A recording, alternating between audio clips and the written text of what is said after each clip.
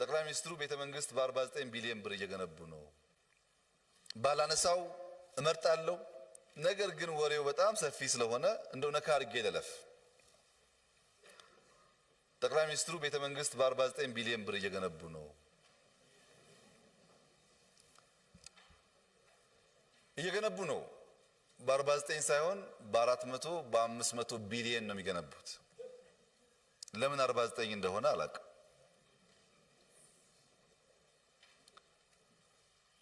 ልንገነባ ያሰብነው የጫካ ሃውስ ይባላል። ልንገነባ ያሰብነው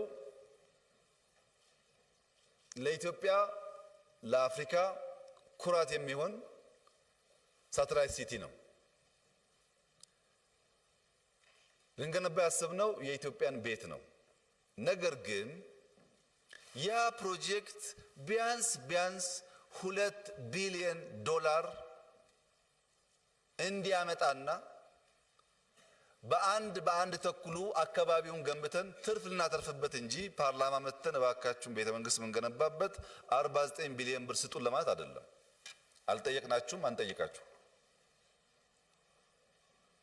የሚገነባው ሳተላይት ሲቲ ነው። የሚገነባው እጅግ ሞደርን የሆነ ነገር ነው። ታዩታላችሁ፣ ትኮሩበታላችሁ። ባትኮሩበትም ልጆቻችሁ ይኮሩበታል። አሁን ለምን ሽኩቻው መጣ 49 ከየት መጣ ስትሉ ጫካ ከፍ ያለ ቦታ ላይ ነው ያለው።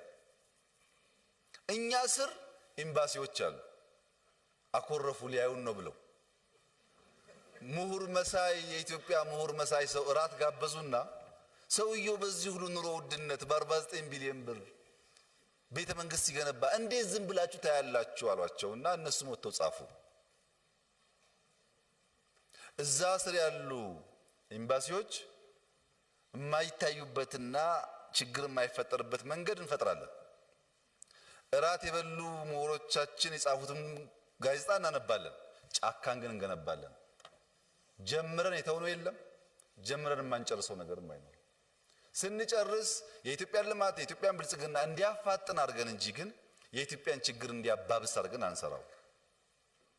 ቦታው ላይ የሚገኝ ሀብት ጫካን በምንገነባበት ሞዴል አዲስ አበባ 5-10 ቦታ ስራ ቢጀምር 1 ብር መንግስት አይለምንም።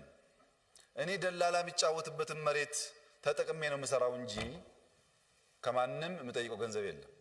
ስራው ሲያልቅ ግን የኢትዮጵያ ቤት እንጂ የመንግስት ቤት አይደለም። የኢትዮጵያን ቤት ነው የምንገነባው። ፓርላማው ከፈለገ